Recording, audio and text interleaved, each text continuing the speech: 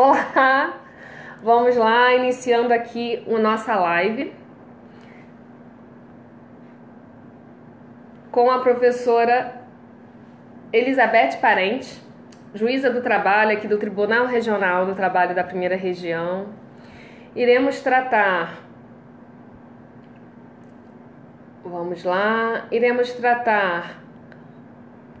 sobre agência trabalhista. Sexta-feira também é dia de audiência trabalhista. Estaremos tratando das peculiaridades. Estou aguardando aqui a entrada da professora Elizabeth Parente na nossa live ao vivo, sexta-feira. Vamos falar de cada fase da audiência trabalhista. Ela é una, mas suas peculiaridades, o momento. Vamos lá. Alguns amigos entrando nessa nossa live. Aguardando aqui a doutora Elizabeth Parente, juíza do trabalho do Tribunal Regional do Trabalho da Primeira Região, professora. Olá, meu amigo Rodrigo Langoni, professor de Direito Previdenciário. A doutora Ana Paula também nos assiste aqui. Doutora Ana Paula, sexta-feira à noite também é dia de audiência trabalhista. Estamos aguardando a professora Elizabeth Parente. Iremos tratar das peculiaridades, dos momentos da audiência. E estamos aguardando. A tecnologia é algo fabuloso, né? Mas nos traz aqui... Epa! A doutora Elizabeth aqui deu um ok, vamos aguardar.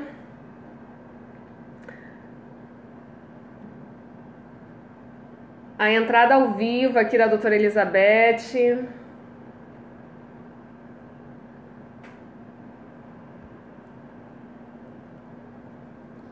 Um prazer em recebê-la. Agora estou aprovando, adicionando, magistrada, professora, e já vai entrar aqui ao vivo, conectando. Vamos. Ah, até que enfim. Agora foi. Vou colocar o fone para você ver se agora melhora o retorno. O áudio, o retorno. Melhorou? Melhorou. Tá muito bom. Todos estamos assistindo aqui, ok, um joinha aqui. E primeiramente eu vou inaugurar aqui essa live, dizendo o prazer de recebê-la. Professora, juíza do trabalho aqui do Tribunal Regional da Primeira Região. Uma juíza que eu estimo muito, né, por toda a luta que trava do direito social, pela toda a visão social, pela entrega do direito. Isso nos deixa muito felizes, assim. E agora, com a função, né, exercendo a atividade de magistério, trazendo, né, para a sala de aula todo o seu conhecimento, toda a sua vivência. E aqui na nossa live, nesse momento aqui, essa divisão, né, dividindo um pouco, e nós vamos tratar aqui tanto da advocacia quanto da magistratura. Para todos que estão aqui iniciando, entrando na live, que agora no inicial, né? As pessoas vão chegando. Nós estamos aqui com a doutora Elizabeth Parente, professora do IDS, juíza do trabalho da Primeira Região, e ela iremos tratar, não é isso, doutora, da audiência trabalhista. Só colocando aqui mais um ponto, que é de suma importância, a professora Elizabeth Parente ela já foi servidora também, e assistente de audiência. Então, assim, nós teremos a audiência, a visão da audiência sobre todos os aspectos. Uma na presidência, na magistratura, outra até mesmo na sala de audiência. Oi? Auxiliando, né, o juiz. Auxiliando, né, que também tem uma outra percepção e toda essa vivência. Nós ficamos muito felizes aqui com o seu aceite, né, desse convite, na sexta-feira à noite. E nossa fala sexta-feira à noite sexta-feira também é dia de audiência. E vamos tratar aqui, né, desse momento tão especial. Eu acho que receber e falar sobre os direitos do trabalho, nesse momento que nós estamos vivendo de reforma, pós-reforma, melhor dizendo, se é muito importante. É uma segurança maior para o advogado, ele fica mais seguro, né, quanto ao tema e como proceder de uma forma muito importante. E aí eu vou abrir um pouquinho, né? Já estou falando aqui para aguardar um pouco os colegas que estão acessando aqui a live nesse momento. E aí eu deixo a fala querendo se apresentar. E a princípio eu deixo aqui a felicidade que nós estamos em recebê-la nesse momento. Tá? Sexta-feira é dia de audiência de trabalho. Vamos lá, doutora Elizabeth. Boa noite, Dani. Boa noite demais, advogados e estagiários. Você não pode esquecer da experiência e da advocacia que a gente teve juntas também. Que a minha Isso, nós experiência vamos não contar. foi só dentro do tribunal, não, que a gente trabalhou no mesmo escritório, inclusive. Então a gente tem um Sim, pouquinho da experiência do lado de lá também. Em que pese sim, você eu vai iria trazer melhor deixar essa posição. Você vai essa, trazer e melhor assim, a visão do advogado. isso, e aí é muito importante, eu acho que nós temos com certeza advogados iniciantes também nos assistindo, nós fomos as estagiárias também no escritório. E a importância do estágio, da vivência, como ela se soma na vida como um todo, né? Com Profissional, certeza. tanto da magistratura, com certeza, né? As experiências vividas dentro do ramo do direito, na advocacia, eu então só tenho a agradecer tudo que eu vivi até hoje. Mas sempre foi, é um prazer, eu conheço a doutora Elizabeth de longa data, e hoje estar aqui dividindo essa live, para mim, é uma grande satisfação. Então vamos começar então os aspectos práticos Vamos, da audiência vamos sim. trabalhista. Antes de tudo, a gente tem que entender da importância da audiência trabalhista no dia a dia do advogado, da importância da audiência de instrução para o deslindes do processo, né? Porque eu sempre digo que uma boa instrução vai resultar numa boa sentença. Eu acho que mais Sim, importante do que a audiência trabalhista é só mesmo a petição inicial, que é aquilo sim, que vai limitar a atuação do Poder Judiciário, né? Porque se não tem pedido, se não tem fatos, a gente não vai fazer uma instrução em cima daquilo. Então, isso sim. também é um ponto que a gente deve levantar. Quais são os fatos que vão ser produzidos na audiência? É importante que o advogado, no momento que vai instruir seu processo, tenha delimitado quais os fatos ele pretende produzir, tanto o advogado do autor quanto o advogado do réu. Né? Como essa explanação vai ser uma explanação bem prática, eu vou trazer exemplos, por exemplo, de situações em que o advogado produz uma prova de um fato que sequer foi trazida ao mundo jurídico, né, Dani? Sim. Você que está do E lado contrário, você consegue presenciar isso. Então, muitas vezes isso, acontece de o juiz indeferir uma prova por ela ser inútil ou impertinente porque ela não diz respeito ao processo. Eu vou e dar um até mesmo na exemplo prático. aquisitação, né? Até mesmo na Sim, aquisitação também, na também. hora Na das perguntas, questão, em pauta, na mesa, é importante. Eu vou só Então eu vou colocar dar. aqui, Pode falar, e Dani. auxiliando, assim, e colocando um pouquinho da advocacia, né? Como muito bem pontuado, a audiência trabalhista é quase que o coração do processo. Bem que Com ele inicia certeza. primeiro com uma boa entrevista, né? Para que você alcance o bem da vida e consiga expressar ali naquela petição inicial todo o petitório, tudo efetivamente o conflito social que levou até o judiciário, um pedido bem feito, né? Isso é muito importante, claro. E depois o momento da instrução. Na E só instrução. colocando Eu diria que a aqui, petição inicial é a cabeça do processo e a instrução é o coração, né? é o coração do processo, né? E nós estamos sexta-feira, temos que ficar um pouco poéticas. Realmente, a audiência é o coração, né? É o que é Com latente certeza. ali do direito do trabalhador, ou né, se for uma reclamada, que E reclamar também pode propor a reclamação é a trabalhista. primeira impressão que o juiz tem no processo é na audiência, né? Porque o juiz trabalhista não tem Sim. saneador. Então ele vai ter E, conhecimento do processo em audiência. E sem contar, né, doutora Elizabeth, que a audiência, sim, o papel é a letra é frio, né? Naquele momento Com ali da certeza. audiência, como muito bem disse, né, nós não temos despacho saneador, nós temos as peculiaridades aí, vai ser muito bem tratada aqui pela professora Elizabeth. Nós temos que realizar uma petição bem elaborada e saber o que eu tenho que produzir, qual é o meu pedido, se eu Com tenho que produzir certeza. uma prova técnica, se é uma prova documental, como que isso vai acontecer, o time da audiência, mas isso tudo, quem vai tratar, e essa visão do judiciário, o momento, né? O que o juiz... E muitas das vezes o juiz, eu acredito, né? E aí é uma ligeira impressão. Ele fala, nossa, deveria pedir, ou fazer, ou parar, e Sim. fica inquieto ali Muitas atrás da vezes. mesa da audiência, né? Porque não tem, e muitas das vezes pode ver ceifado ali um direito por uma má Um instrução, direito porque por não uma soube produzir a audiência. prova. E Mas você pode... para isso é importante, né, Dani? O advogado tem conhecimento do ônus da prova. Porque muitas vezes o advogado não produz uma prova porque ele acha que o ônus não é dele. Sim. E muitas vezes ele produz uma prova que o ônus de fato não é dele e ele dá um tiro no pé. Sim. Porque ele não precisaria produzir prova sobre aquele fato, ele não precisaria ouvir testemunha. E às vezes ele ouve uma testemunha e que prova totalmente o contrário do que ele pretendia provar. Então, às vezes o processo está ganho, porque se nenhuma prova for produzida, ele já ganhou a ação, uma vez que o ônus não é dele. mas ele resolve ouvir uma testemunha e acaba prejudicando o seu processo. Então, olha como é importante você saber o momento ideal de ouvir a testemunha, qual a prova certa para produzir. Isso pode acabar com o seu processo ou levar à procedência do seu processo. Eu vou colocar aqui uma primeira impressão, na época, né, de muita pouca experiência, ainda vivida no direito. Eu lembro que uma das primeiras vezes que eu fui assistir uma sala de audiência, ainda como estagiária, aquele relatóriozinho, eu ficava observando e falando, mas por que aquele advogado não falou mais, não perguntou? E às vezes até a mesma parte, ela tem essa sensação que quem fala mais é que ganha, né? Quem perguntou fez mais quesitação. Mas eu acho que é exatamente o contrário. E a pertinência e a qualidade da instrução, né? Perguntar, às vezes você pode fazer 10 perguntas e nenhuma com o objetivo correto ou não direcionada na instrução. Mas vamos lá, a audiência nossa é una, não é isso? Não tem despacho saneador, o que deixa o advogado, assim, no momento em que ele tem que ser muito dinâmico, ele tem que conhecer bem o processo, para que ele não perca o time. Não é isso? Não é isso, Beth? Exatamente. A audiência trabalhista ela é extremamente dinâmica, como a professora Daniele já falou. É nesse momento que você... Então, normalmente o advogado ele já chega ou já deve chegar, mesmo aqueles que são audiencistas, tem que estudar o processo antes, senão você não consegue fazer uma boa instrução, já tem que chegar ciente dos ônus da prova.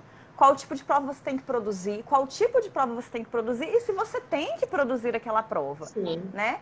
Então, muitas vezes é o que a Dani falou, você produz uma prova que não era para você produzir, você faz inúmeras perguntas e outra coisa que eu acho que é um tiro no pé.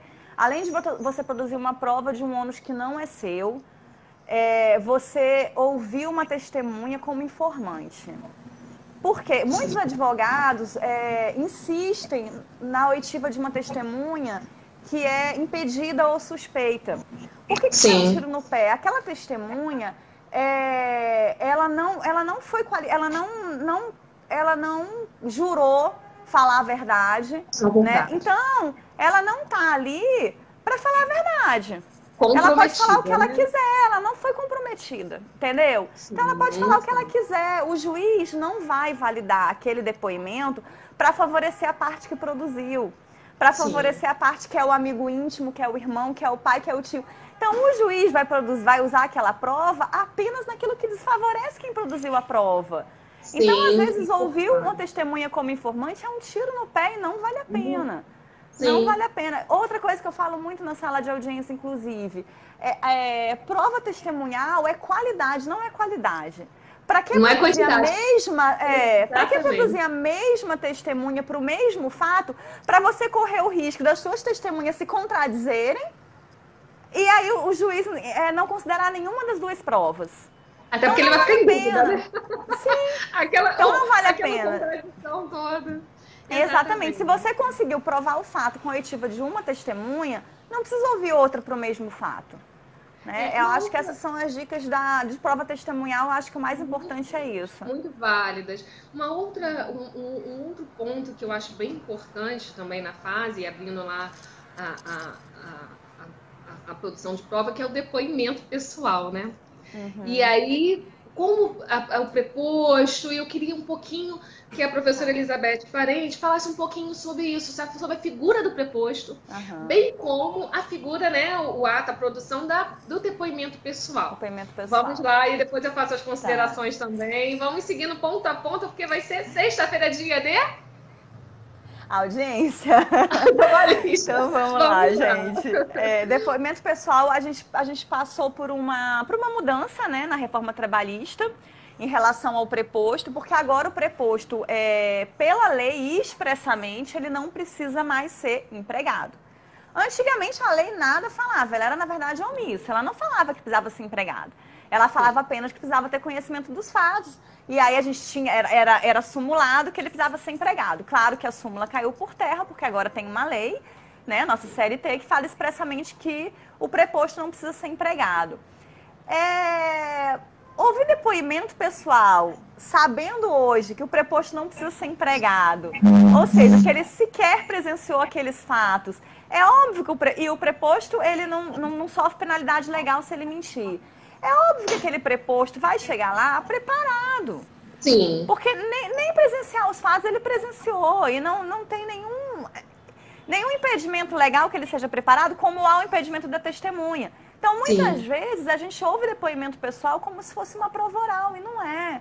O depoimento pessoal, a gente tem que ter em mente que ele serve para você colher a confissão. Confissão, então, exatamente. Você não adianta ficar perguntando detalhes sobre os fatos, porque ele não vai provar detalhes. Sim. Acho que o depoimento pessoal ele é muito mais objetivo do que a colheita de prova testemunhal. Sim. Não é isso, Dani? É só uma observação assim, e aí até para dividir aqui com os colegas, eu quero que tô vendo aqui advogados super experientes na seara trabalhista, estamos aqui para essa troca mesmo. Sexta-feira é dia de audiência, pronto, resolvemos e vamos falar sobre ela. Se tiver alguma dúvida, né, Dani? A gente vê aqui nos comentários e responde. Vamos respondendo. Eu percebo muito, e como eu sempre milito há algum tempo já na Justiça do Trabalho, eu sempre desprezo ter, às vezes, os mesmos demandados quando é o preposto profissional, né? Aquele que você já sabe que já está ali todos os dias, já sabe o teor da demanda para responder. Agora, quando efetivamente, e às vezes até de uma pequena empresa, que efetivamente é quem vivenciou, o dono, ou algum preposto mesmo, e que eu possa extrair a verdade, aí sim eu utilizo o depoimento com o objetivo de trazer a confissão ali naquele processo. Agora, quando... Assim, eu coloco aqui, não vale a pena, você fica perdendo tempo e não vai colher confissão. Isso, e aquele que você sabe que ele está ali somente na figura do representante da empresa e para dizer tudo, sabe? E agora, então, que não precisa mais ter presenciado os fatos, então, é saber, existe a prova, sim, mas como que eu vou me desgastar? Eu costumo de brincar, né? Que na Justiça do Trabalho, assim, como é uma audiência una, e nossa vida é uma loucura, e como dos juízes também, com uma pauta, hoje nem tanto em decorrência da reforma, mas com uma pauta cheia, com a loucura do dia a dia, com as demandas. E aí eu costumo dizer que é uma audiência em que o advogado tem que ter o equilíbrio, né, para naquele momento ali conseguir perceber. E aí efetivamente isso, porque a audiência una, naquele momento você vai ter ciência do teor da contestação, qual as provas que você deve produzir ou dispensar, porque dependendo do teor do que tem ali na contestação, é que você vai delimitar ali o que é importante ou não. Então, assim, essa live aqui nossa é maravilhosa para quem está iniciando e para quem já tem muito tempo, porque aqui nós iremos ter muita troca, com certeza. Mas vamos lá, então depoimento pessoal, depois vem a prova testemunhal, que nós, muito bem falado, não é quantidade, é qualidade, não é isso? Qualidade. E você me lembrou de duas coisas importantes. Realmente, o advogado tem que ter feeling. Na primeira pergunta, ele já percebe se aquele depoimento vale a pena ou não. Se ele vai conseguir extrair uma confissão daquilo ou se não vale a pena continuar. Se é apenas um desgaste, né? Como você falou, uma pauta longa. Em Itaboré a gente tem uma pauta de 40 processos. Então, normalmente são muitas instruções. Então, não vale a pena desgastar o processo, desgastar as partes, desgastar o juiz.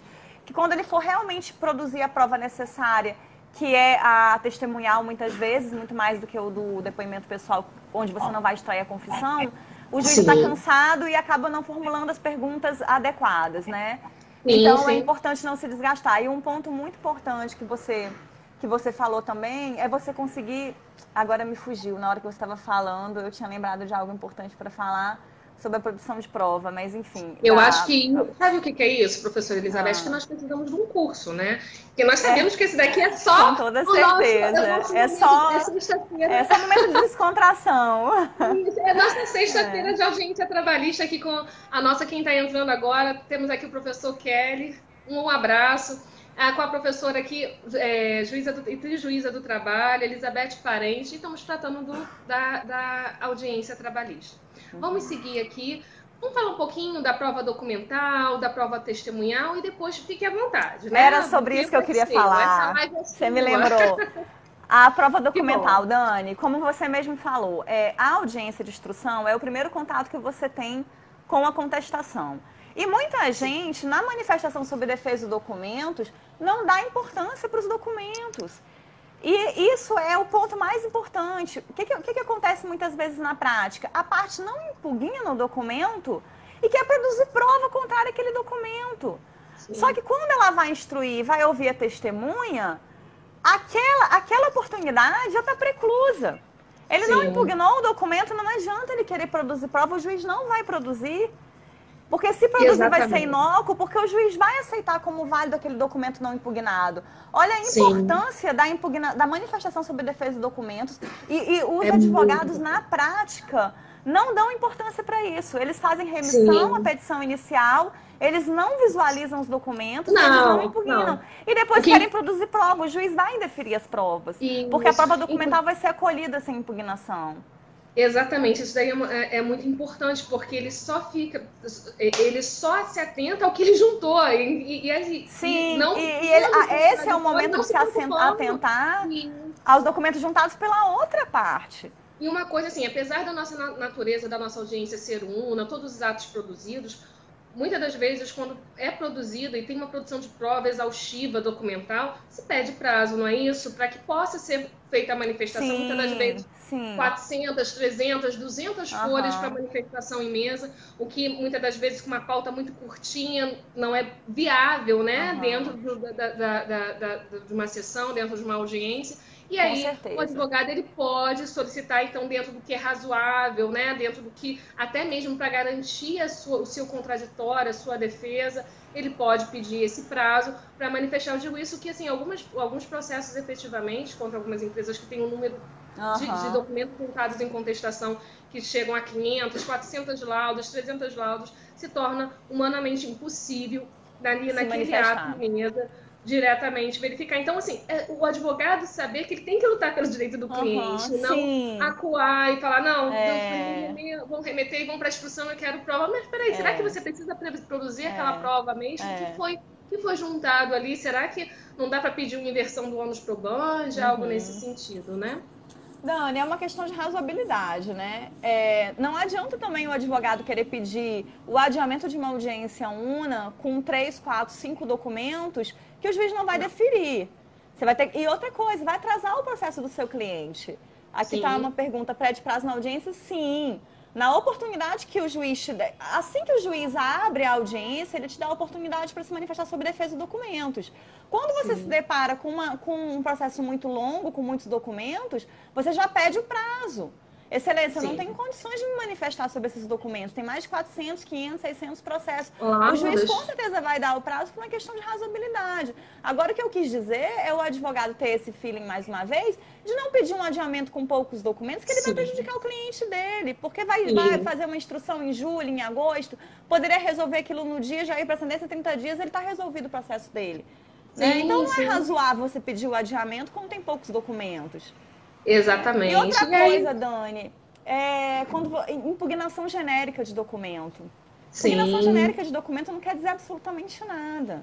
Né? Então, muitas vezes, o juiz não vai estar atento àquilo. Você tem que impugnar o documento e você tem que fundamentar o porquê que você está impugnando. Por que você está impugnando o controle de ponto? Porque o horário de entrada era diferente do horário que ele registrava. Né? Porque ele registrava o horário de saída e continuava trabalhando.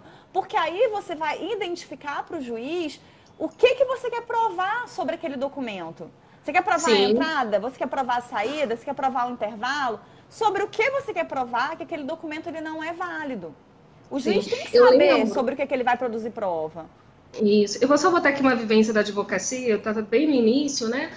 E eu confesso que o coração ainda bate forte até hoje, quando vai entrar em mesa, quando vou fazer a sustentação oral. O dia que acabar isso, acabou a emoção, né, do vivenciar, e cada processo é um novo momento, e existe até hoje, né? E eu acho que pretendo continuar com isso até os 80, se Deus me permitir. Tá lá agora mais ainda. Porque é o que faz, né? Faz o coração bater, a emoção, o direito de quem você está ali pleiteando, tutelando, passa a ser seu, e você efetivamente vai para a mesa de audiência com toda essa emoção. Mas eu lembro isso à época, que assim que eu estava iniciando, e tinha um juiz do trabalho, que a gente não vou citar o nome aqui no Rio de Janeiro, para quem está de fora, que ele tinha uma forma de ser muito bravo, né? E eu, inicialmente, né, a caneta tremia até, né? Para quando você entra na sala de audiência. E eu lembro que ele, muito perspicaz, né? Veio e me viu muito jovem à época, e falou: doutora, você vem aqui para pedir hora extra? Como que você vem pedir para hora extra se a empresa está juntando, na época, processo físico, né? Está juntando aqui o pagamento, os olerites com o pagamento de hora extra. E aí, assim, foi um momento divino, assim, né? E eu falei, mas excelência, o pedido não é de pagamento de hora extra, de diferença. Então, pedido bem feito, a segurança empresarial direita... Porque se o advogado pede, e acontece muito, pagamento de horas extras e o holerite está cheio de horas extras, eu já vou julgar improcedente, eu não vou nem produzir prova. Eu não vou nem, porque uma coisa é pedir horas extras, outra coisa é pedir diferença. Olha como uma palavra faz toda a diferença. Diferença de horas extras é uma coisa, pagamento de horas extras é outra. Pagamento de horas extras significa que ele nunca pagou horas extras. Sim, sim. E aí é o pedido bem formulado, é o encaminhamento, bem formulado, né? E aí, assim, uma prova bem feita. E aí também vou dar um caso prático, quando você foge completamente do pedido na instrução. Eu vou dar um exemplo que aconteceu comigo essa semana. Sim. Gente, mas preste atenção. Esse exemplo, por mais esdrúxulo que seja a situação, é só o exemplo da produção probatória. Eu não estou entrando no mérito do direito que estava sendo discutido ali. Mas a discussão era um assédio moral e a alegação da ré era unicamente o seguinte: o gerente não praticou tais atos, não praticou tais assédios, né? E qual era a alegação da autora? De que ele praticava assédio moral através de palavras com conotação sexual, mas não era assédio sexual, era assédio moral mesmo. Deferidos contra a trabalhadora, coisas do tipo, você está correndo para lá porque o fulano quer alguma coisa com você. Não era uma coisa diretamente entre ele e ela, mas eram algumas alegações infundadas contra a trabalhadora. E a alegação da contestação era simplesmente que ele não praticava tais atos. Então, de quem era o ônus da prova? Da autora provar que ele fazia aqueles atos. E a ré produziu uma prova no sentido de que a autora usava roupa curta. Então, independente dessa prova fazer diferença ou não, no caso prático, para que eu vou produzir essa prova se a contestação não alegava isso?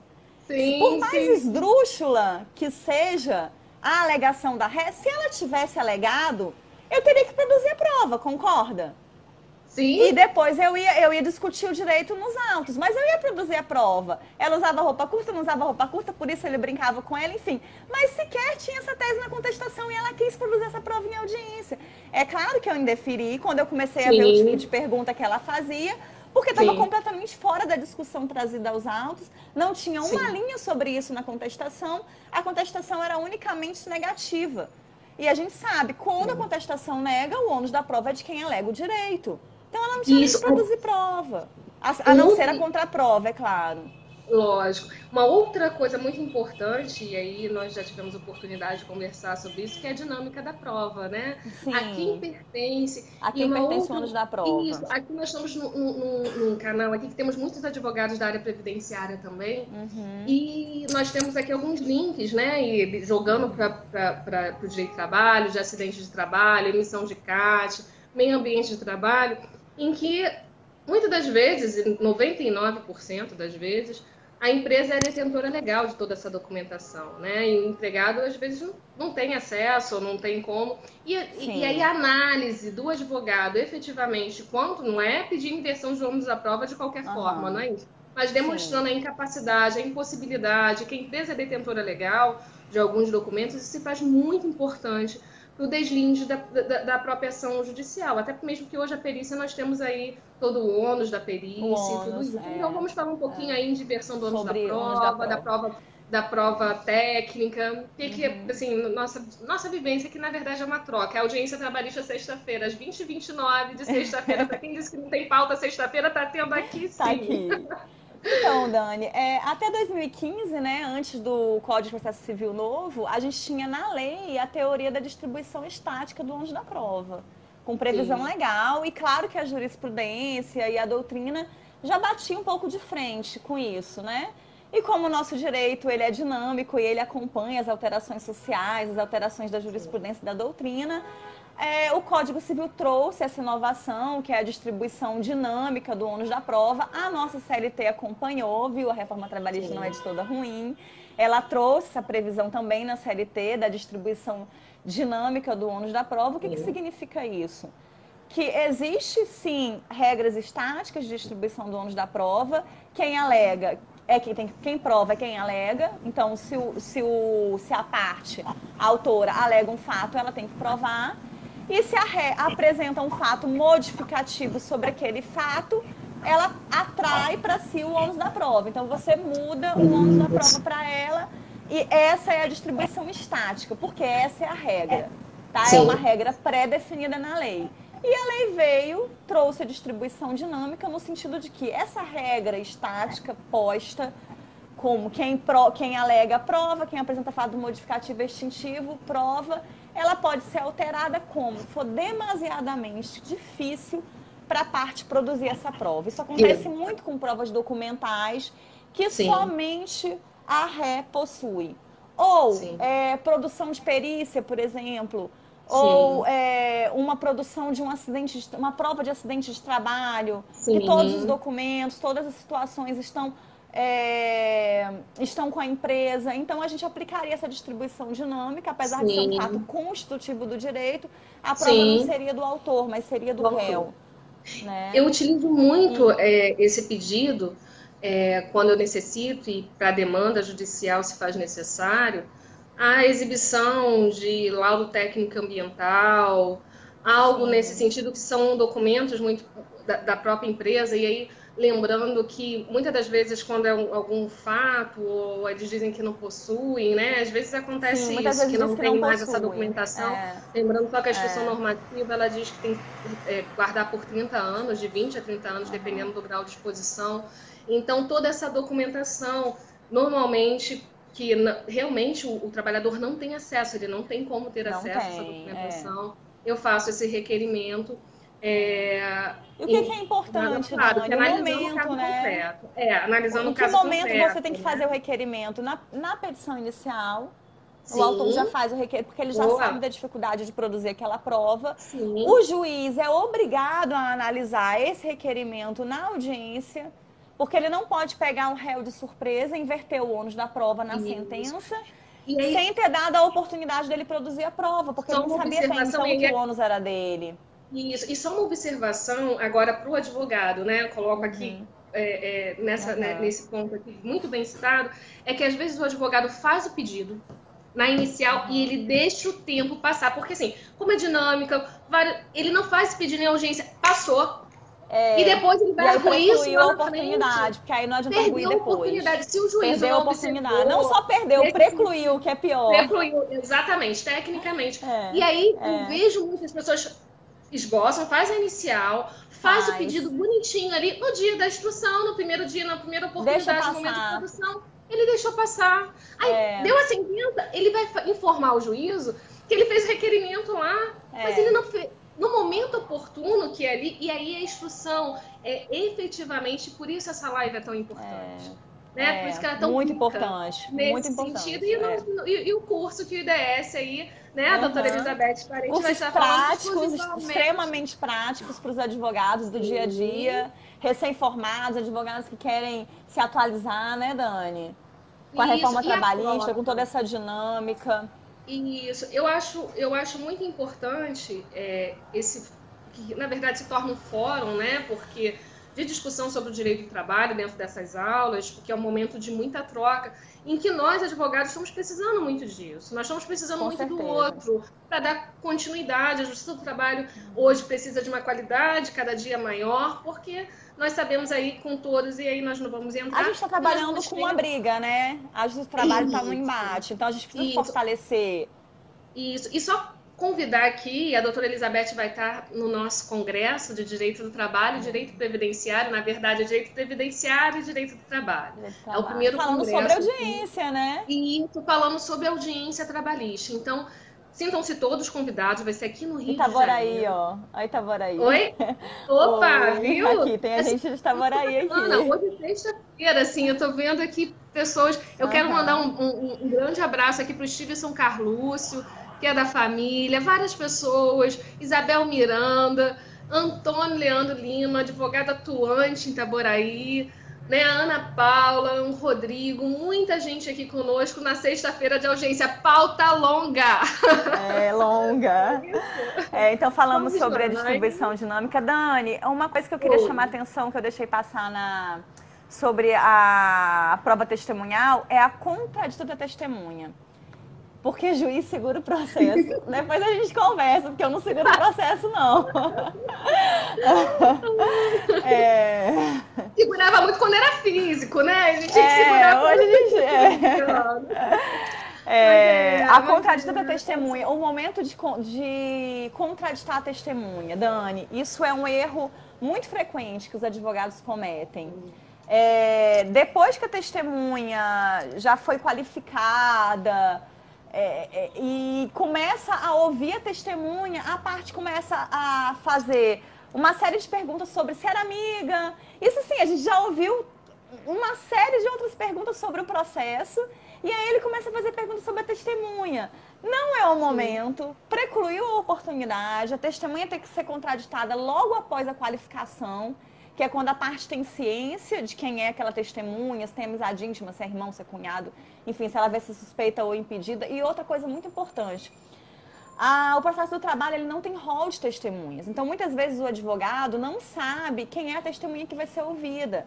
Então, como que ela pode produzir prova sobre um impedimento de uma testemunha ou uma suspeição de uma testemunha, se ele até então não sabia quem ele era? Então, eu acho que é prudente, se não é uma prova que você consegue produzir na hora, através de uma oitiva de uma outra testemunha, que muita gente produz na hora. Tem uma outra testemunha e já produz a prova da amizade íntima. Ou já traz fotos, porque já sabia quem seria a testemunha. Enfim, se você não conseguir produzir a prova naquele momento, é importante pedir o adiamento antes da testemunha ser ouvida, para você produzir prova de que aquela testemunha é suspeita. Ou se for uma prova simples, como uma prova documental, deixa ressalvado ao juiz a possibilidade de você produzir prova para não atrasar o processo. Você ouve a testemunha e pede ao juiz para produzir prova da suspeição. O juiz pode nem ouvir a testemunha e adiar. Eu acho que atrasa mais o processo, mas cada um fica a seu critério.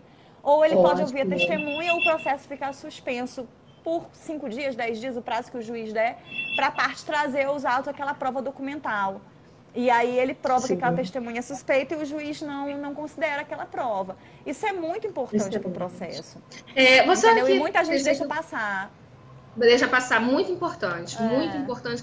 Vamos só aqui saudar aqui nossos amigos. A Carla Cristina vem falando, porque o juiz segura o processo, a gente entende, Carla, né? Toda a nossa angústia, querer que o judiciário anda mais rápido, tudo isso. Isso daí é externa, né? Algum sentimento. Alguns sentimentos lá, a nossa live é livre, né? Para todas as manifestações, todo o amor pelo direito do trabalho, o debate. Doutora Alanda Costa. Da Alanda Costa vem falando que a distribuição dinâmica do ônus da prova depende muito do juiz. Ser do tipo que busca a verdade, juiz progressista, explica sempre que é difícil. Para a parte verdade, isso é importante, porque a teoria dinâmica do ônus da prova ela é um critério subjetivo, né, Dani? Sim. Ele é altamente subjetivo, então vai sim variar de juiz para juiz aquela parte tem capacidade ou não. Claro que o juiz sempre vai trabalhar com razoabilidade e claro que a parte vai registrar os protestos se ele indeferir a distribuição dinâmica e vai recorrer no futuro e dizer que não tinha condições de produzir aquela prova. E pode dizer que o processo seja anulado porque ele não teve capacidade de produzir a prova e volta do zero e produz depois. Vai ter um atraso, mas é importante você resguardar o seu direito e protestar lá pela não inversão que foi requerida. Isso, é muito bem colocado pelo professor Alanda Costa, participa aqui conosco também, né, da nossa live, a Carla, o Antônio. E vamos seguir agora uma coisa bem peculiar. Quando da pergunta está chegando no finalzinho do processo, né? Nós já passamos pelo depoimento pessoal, pela testemunha, produção de prova documental, produção técnica, e nós falamos um pouquinho sobre a inversão do ônus probandi. E vamos falar um pouquinho de razões finais. Se reporta inicial? Vamos lá falar um pouquinho desse tópico. Não se reporta inicial. Por favor, queridos advogados, doutores, não se reportem a inicial. Os senhores têm que entender a importância das razões finais. Eu acho que é o ponto-chave da audiência. O juiz nem lê as razões finais. Sabe quando que ele vai ler? Quando ele tem dúvida para julgar. quando ele leu quando ele já viu todas as provas, analisou a prova de uma parte, a parte da outra, e ele ainda está em dúvida, aí ele vai ler as razões finais. Olha como que as razões finais são importantes. O juiz vai sanar a dúvida dele com as alegações do advogado. Então, se você apresentou razões finais e a outra parte não apresentou, a parte que apresentou já sai na frente, porque ele já mostrou para o juiz o que ele entende que foi produzido de prova. Então, para que servem as razões finais? Não repete o que está na inicial. Não adianta, vai ser uma coisa que aí sim o juiz não vai nem ler, porque ele já leu a petição inicial e não vai ler a mesma coisa em razões finais. Não traz fato novo, porque não vai resolver, porque o que limita a atuação do juiz é a petição inicial, então não adianta trazer fato novo em razões finais, que ele não vai se manifestar sobre aqueles fatos novos. Qual é a importância das razões finais? Analisar a prova produzida. É naquele momento que o advogado vai dar para o juiz quais foram as impressões que foram passadas pela produção probatória daquele processo. Então, ele vai dizer para o juiz, atenção para aquela parte do depoimento da testemunha na qual ela falou que ela foi dispensada em tal dia. Sabe, você vai começar a fazer remissão às folhas do processo. Em razões finais que você vai impedir que o juiz deixe de analisar uma prova documental.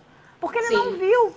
Porque tem mais de 500 processos, mais de 500 folhas. Ele vai analisar as provas do réu, vai analisar do autor. Se você trouxer em razões finais as folhas daquele documento que está super importante para você, que você considera super importante, você já vai facilitar a vida do juiz, ele já vai olhar com atenção aquele documento que você mencionou e você já ganha assim, a atenção dele para aquele documento que ele poderia nem ter visto. Então, as razões finais... Dê atenção para as razões finais, dê a devida importância, porque ela passa tão despercebida, tem gente que nem sabe para que servem as razões finais. E ela é crucial para o processo. Sem reportar. Não se reporte. Isso é muito importante, porque eu sempre costumo dizer que é o momento de você pensar a importância do que ali efetivamente tem que ser. É como se fosse colocar um unicolor, né? E naquele isso. efetivamente colocamos de uma forma mais grosseira, como se fosse colocar o mesmo na sustentação oral, sim, porque as razões finais podem ser oralmente ou podem ser por escrito. E a razão final oral, ela vai ser digitada, ela vai ficar escrita. Ela é oral na prática. Sim. Mas na teoria ela vai ficar escrita, o juiz vai ler depois. Ali na sentada, ali no finalzinho, ali, as razões finais. Eu acho, assim, que a audiência trabalhista ela é magnífica. Assim, que tem que ter uma dinâmica maior do advogado, ele tem que estar muito atento a todo acontecimento. Com certeza. Né? Ele não sabe o que vem, ele senta, o advogado da parte autora, ele senta ali, ele não sabe o que vem na contestação, o que ele espera, o inverso também, quanto à produção de provas, de quanto uma contradita, porque tudo isso, né? Você falou da possibilidade de ter uma contradita, porque ele entra em sala de audiência, não sabe se ali vai... E aí um ponto bem importante, processual e muito atual hoje, é que a audiência una, todos os atos vão se perfazer naquele momento. Só que hoje o processo é digital. A contestação ela pode ser postada, né, até o momento da audiência, e essa contestação não consta sigilo. Ela ficou em aberto. E no dia da audiência, o reclamante senta ali em mesa e fala: eu quero aditar inicial. Desistir ou aditar. Quero desistir, quero emendar, enfim, aditar, desistir, emendar. Como fica... Agora, isso é a tecnologia, né, que nos trouxe, a possibilidade do PJE. E aí tem o certo, né, o correto, em sua maioria, colocar lá o sigilo para constar o sigilo, mas não colocou o sigilo, o advogado não se preocupou, para ele é indiferente. Mas no dia da audiência, a parte autora falou: olha, eu quero pedir desistência ou eu quero emendar inicial. E aí? A doutora Daniele acabou de mexer no vespeiro, né, Daniele? Você gosta da polêmica. Então, essa é uma previsão nova da reforma trabalhista, ela não tinha essa previsão na CLT, passou a ser prevista agora no artigo 841, parágrafo 3º, que depois da contestação você só pode desistir, emendar se tiver concordância do réu. O que eu costumo dizer? Eu acho que seria a forma mais preguiçosa, mas também é a forma mais que o juiz consegue se resguardar melhor. Quando o juiz age dentro da lei, dificilmente ele vai ter problemas. Então, eu costumo agir de forma expressa. Se a lei disse isso, se o legislador quis dizer isso, eu acho uma garantia para as partes, porque elas vão saber exatamente o que está na lei, elas não vão ser surpreendidas, nem o autor, nem o réu. Com, de repente, uma interpretação do juiz diferente do que está na lei. Então, como o artigo 841, parágrafo 3º, ele é expresso em dizer oferecida a contestação, ainda que eletronicamente, ou seja, ela já trabalha com a possibilidade da contestação não ser oferecida na contestação. Ela é oferecida a qualquer momento porque é eletrônico agora. Então, a lei ainda traz essa ressalva. Ainda que eletronicamente, o reclamante já não pode mais desistir nem aditar sem concordância do réu. A lei em nenhum momento fala se for em sigilo, se for sem sigilo, mas se não tiver, mas se for... Se for em mesa, do primeiro ato. Se for em mesa, ela fala oferecida a contestação, ponto. Então, o que é que eu faço? A contestação foi oferecida, eu vejo a data. Foi oferecida dia 14 de abril. A desistência foi 16 de abril. Já não é válido, tem que concordar. Eu acho um critério objetivo, é um critério legal, ninguém vai poder dizer que o juiz está atuando contra a lei, porque está previsto na lei. Pode não ser mais razoável? Pode ser que não. Pode ser que alguém se sinta injustiçado? Pode ser.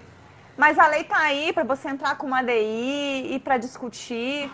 Mas eu acho que aplicar a lei é uma segurança jurídica de ambas as partes.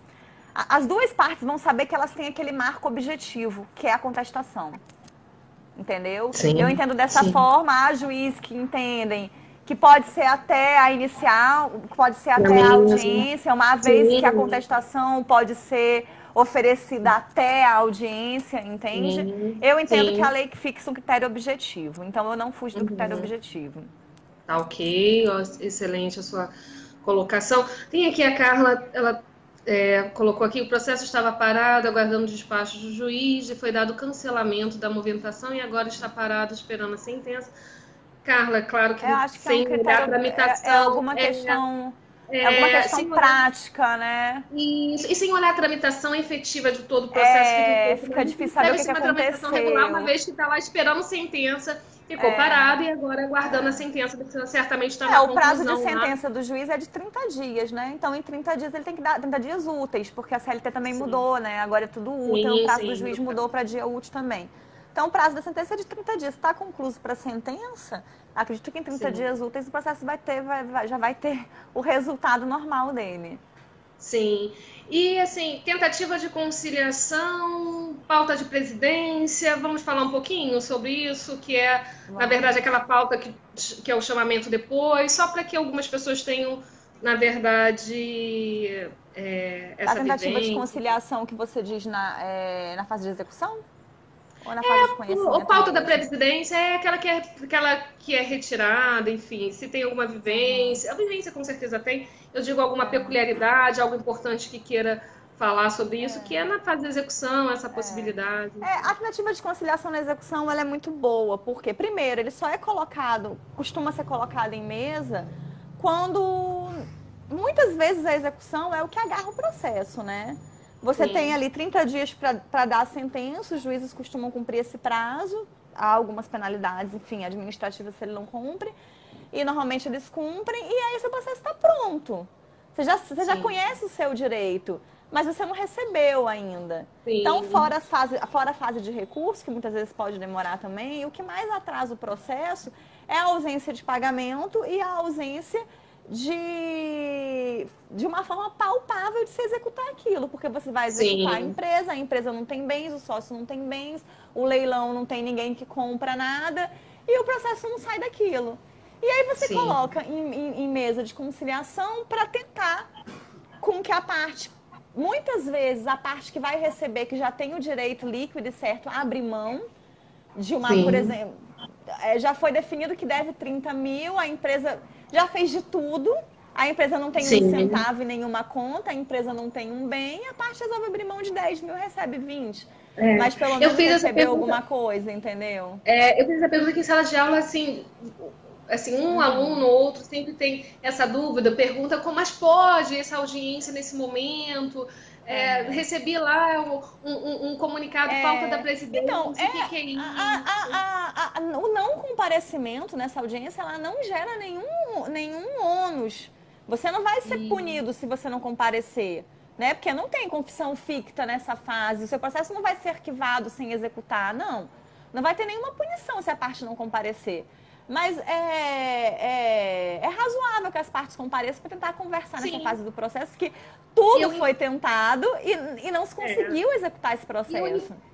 Eu entendo que a pauta da presidência, essa presença, até em respeito ao juízo, a toda a tramitação do processo até aquele momento. A maioria das partes aparece, mesmo sem nenhuma intenção de acordo, eles aparecem por respeito, por consideração do juízo. E muitas das vezes essas pautas da presidência que são marcadas são os processos longos, né? Aquele processo que já está ali na fase de execução há bastante tempo. E aí eu acho que sempre é muito bem-vindo. E eu acho que nós estamos caminhando já para o finalzinho da nossa live, que está uma delícia. Tá muito. Sexta-feira é dia de audiência trabalhista aqui no IDS, com a professora Elizabeth Parente, vai estar aqui no nosso congresso, né? Tratando sobre o tema, sobre previdência, sobre audiência trabalhista, porque o congresso é previdência, é direito social na veia, né? Então, vai estar falando diretamente sobre o assunto. E vai ser uma oficina, o que vai interagir muito com os alunos, e aí cada um vai poder ali trocar de uma forma direta.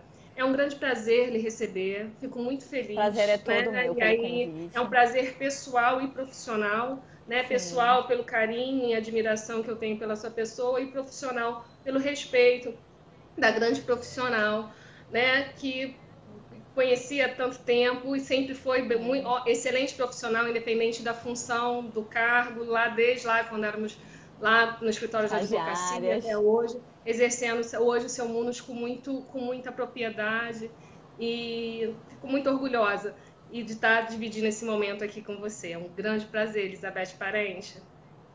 Obrigada, Daniele. O prazer é todo meu. Fiquei muito feliz com a participação. A gente vai se ver em breve no congresso também. Sim. Vou ficar muito feliz em falar para todos vocês de forma mais aguçada, né? Porque aqui foi mais um bate-papo. A gente vai ter mais tempo, a gente vai ter tempo de responder as perguntas.